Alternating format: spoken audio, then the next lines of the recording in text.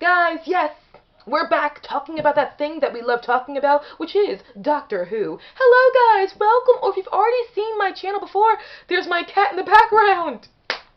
Literally, I just started the video. Oh no, there's always something happening. Okay guys, take two. Welcome, or if you've already seen my channel before, welcome back. I am the Philadelphia. There's my cat in the background again, isn't it? I'm trying, guys. I really am trying. I was going to do this video professionally, but here I go. Okay, yes, I am the Philadelphia Whovian, and we're doing a video talking about the politics of Doctor Who. And guys, before I begin, I'm letting those people who are new to my channel informing you now. Guys, I am one of those people who sits right in front of the camera and talks. That's me. Literally, I will not have any fancy jump cuts and edits to the clips of the original show because I lack any technological skill. It's just not me. But I am that person who sits here and tries to talk in a way that possibly entertains you. I try. I fail a lot, but I still try. Either way, guys, grab some popcorn. Do what you ever need to do to help you stay awake for this video. Let's begin. So yes, we're talking about the politics of Doctor Who. Why? Because there's something that happens that we've all been through, where every now and again you'll hear people say this, be it YouTube in the comment section, or YouTube reviewers, or commentators, or anybody in Doctor Who. Every now and again you'll hear someone say, Doctor Who is political and was always meant to be and always was. And usually when I hear people say that, they are usually one of two people. Either they are the person who, A, saw an aspect or one part of Doctor Who and applied it to all of Doctor Who without seeing that Doctor Who was the sum of its parts. Or B, they are a person who has not really watched the classic show very often and have taken or been influenced by what other people who've seen the classic show, they are influenced by what people say it is, but never actually seeing it for themselves. And if you're either one of those two people, I'm not judging you. It's okay. Like what you feel what you like. That being said, I admit I do not disagree with you, and here is a video talking about that. So, guys, when it comes to people saying Doctor Who is political and it always was and was always meant to be, here's the secret. Guys, no it wasn't. I know, shocking secret. Doctor Who was not always political. No, it wasn't. My cat walked past me again. I was trying to make a serious comment here. Either way, so Doctor Who was not always political and was not always meant to be. It's just something that happens every now and again. And I'm even going to discuss the politics in the Doctor Who. But let's go back to the very beginning, to the William Hartnell era. Why did I say that Doctor Who was not always political? Because it wasn't. And again, going back to the William Hartnell era, Doctor Who was kind of like nurtured. It manifested itself from the imaginations of lots of people at the BBC. But the main one who really helped spark the creation of it was Sidney Newman, the really talented man, the American, who was very good at creating a lot of shows at the time. Sidney Newman, here at the BBC, I did say here at the BBC? There at the BBC. I'm in America right now, guys. Yes, there at the BBC, came up with the idea of Doctor Who, and a lot of people helped nurture him with that idea. But why did he create Doctor Who? He wanted there to be a show for children that was very fun and got them hooked on history.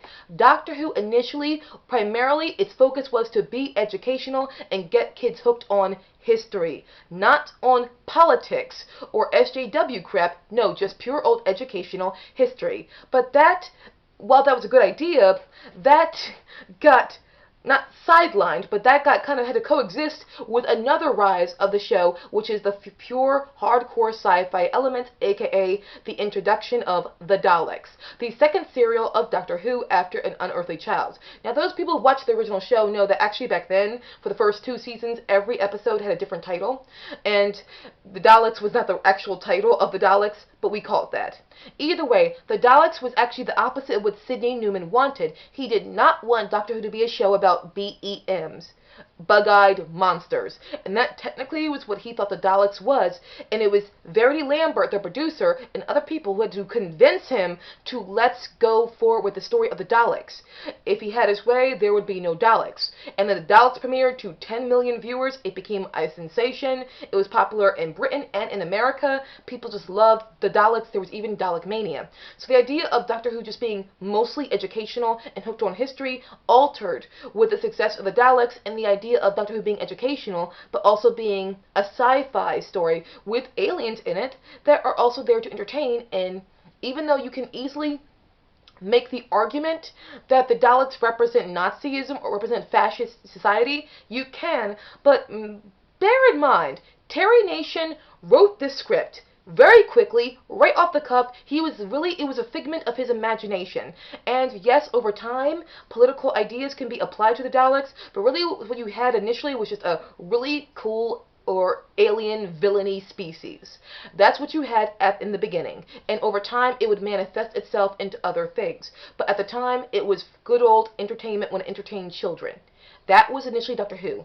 And as you see with a great portion of the William Hartnell and Patrick Troughton era, that's what they were aiming at. They were aiming mostly, primarily, at entertaining people. There was an alien called the Doctor, a Time Lord from the planet, well, eventually we learn it's the planet Gallifrey, but not yet, traveling all through the universe with his companions, meeting historical characters, as well as every now and again meeting characters who either alien or an alien life form or on an alien planet. Either way, it was about adventures. Just pure old, the Doctor lands in a place, they immediately get wrapped up in the conflict, and they try to untangle themselves from the conflict or help solve the conflict. And over time, it developed into the Doctor helping to solve the conflict, but initially it's about the Doctor landing somewhere and trying to get out of the conflict and get his companions out of the conflict as well.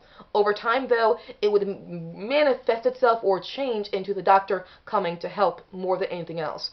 But there was a growth process. Either way, it was there to teach and to please, but the teaching was mostly educational and getting kids hooked on history.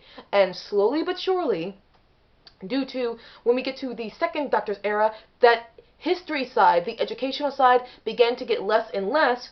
By the time we got to the Highlanders, at that point, there were pretty much no more histories for a very long time. So it was more about alien planets, the Doctor exploring, having fun, and yes, there are moral lessons you get out of that every now and again, but whatever moral or potentially political messages you could have deduced from the Hartnell or Troughton era, which is the first and second Doctor era, was, here is my second point, an undertone.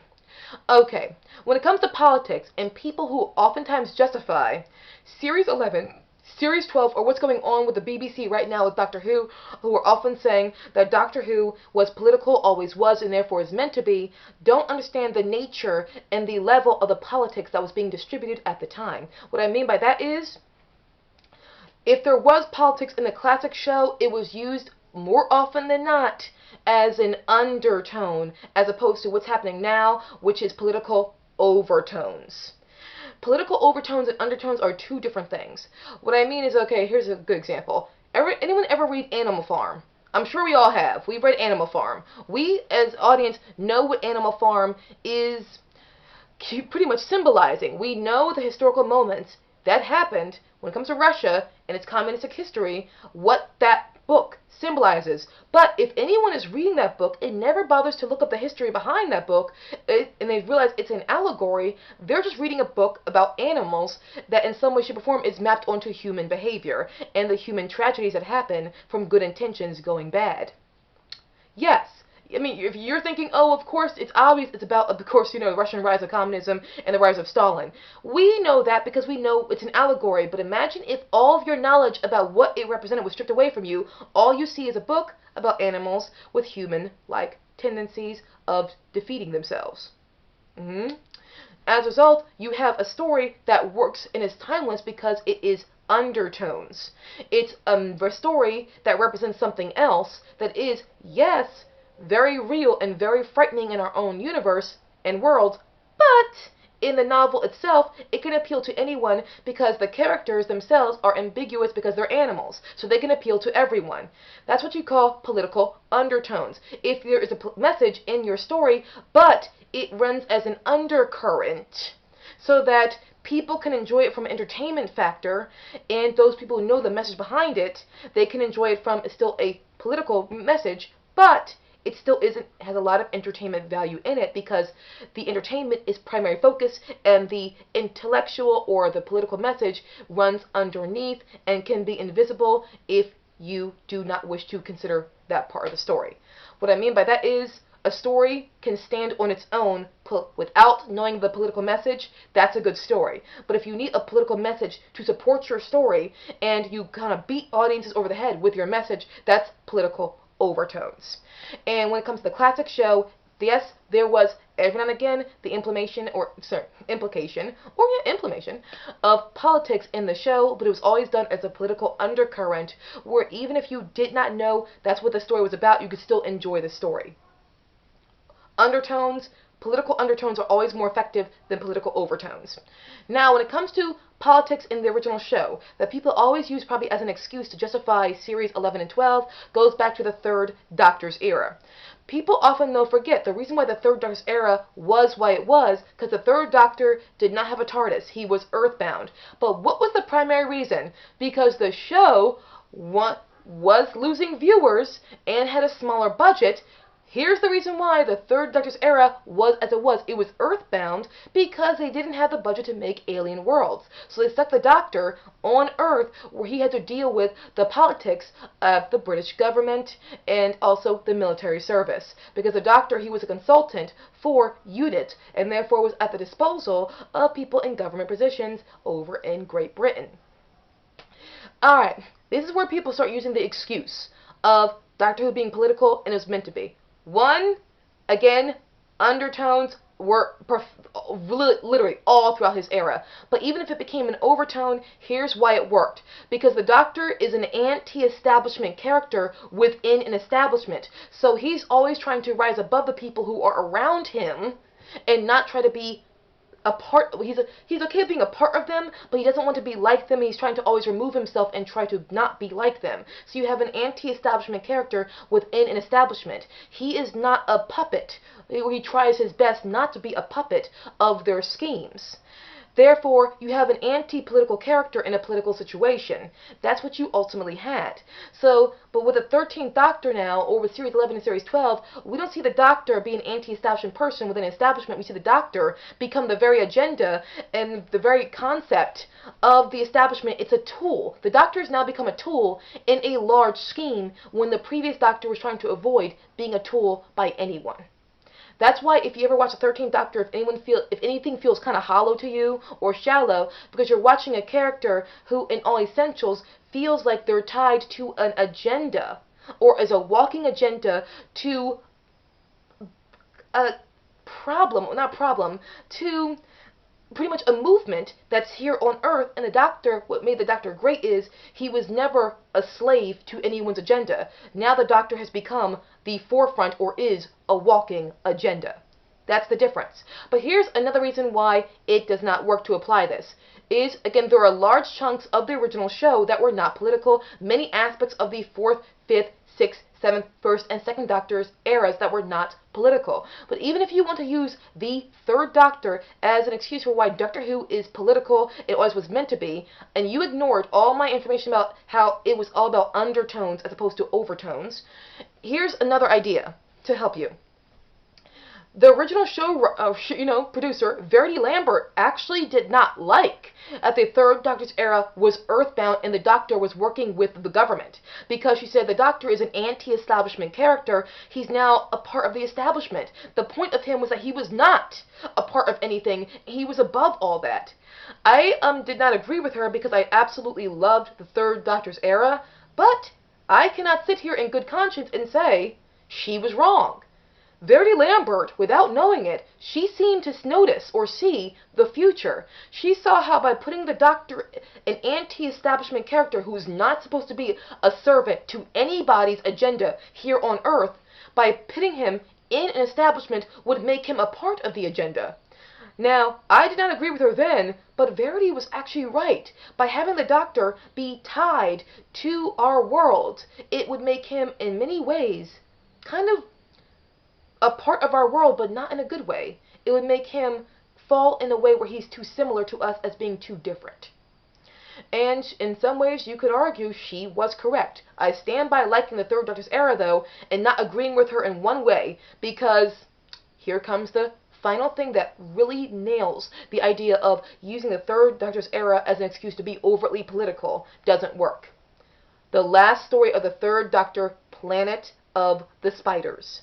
Okay, for the longest time in the Third Doctor's era, we saw an anti-establishment character always trying to work with the establishment that he had no choice but to work with because he was exiled to Earth. The Doctor, he was in this situation.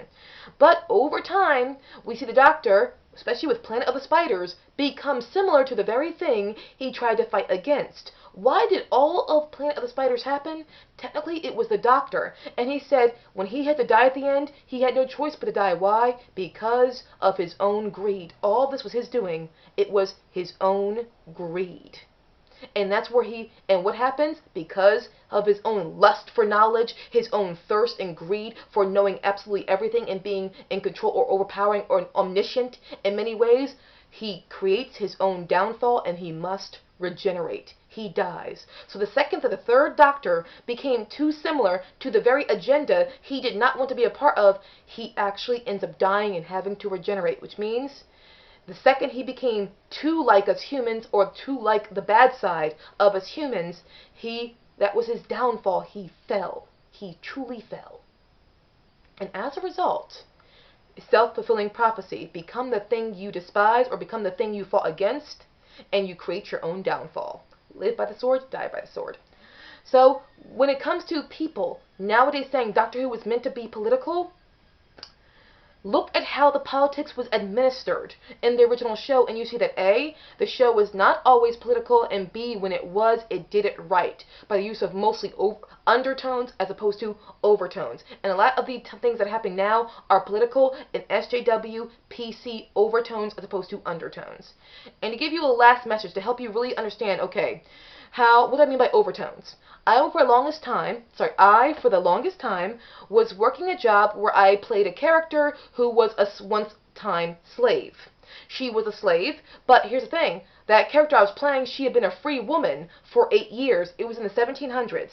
And I focused, whenever I was talking to audiences and presenting and performing, I introduced her as a free woman who had been free for 8 years, and I focused on the things she did as a free woman. As a woman of color in the 1700s, who was an enslaved woman who became free, and I spoke about my profession to show that we black people could be something else other than slaves. And the higher-ups hated me for this. They wanted me to focus on her character being just a woman who was free but she was a slave and talk about when she was a slave. And I did not want to do it because that was a political overtone. Whereas if I talked about her being a free woman and just casually mentioned every now and again things that happened when I was a slave, what I did was I showed I was A, more appealing to more general masses, B, did not want to make anyone feel like they were going to go through a guilt trip by talking to me, and C, I wanted to be child-friendly. But also, D, I wanted to show another aspect of black culture than just being a victim of white people. And I wanted white people to see me differently than just being a victim of their ancestors. And the people who hated me doing it this way were Caucasian females. They hated that I did it. And I thought I was going to get fired, and I was prepared for it to happen, but I wanted to do this because people, when it comes to humans, what resonates more with them are undertones, not overtones. And it turns out I was not alone. There were many women of color who was in similar situations like this, and they wanted to show another aspect of black culture than just being a victim all over again, especially since more people connect with people who connect back to them. And when I was performing, I always took my character and tried to connect it to the audience who was in front of me.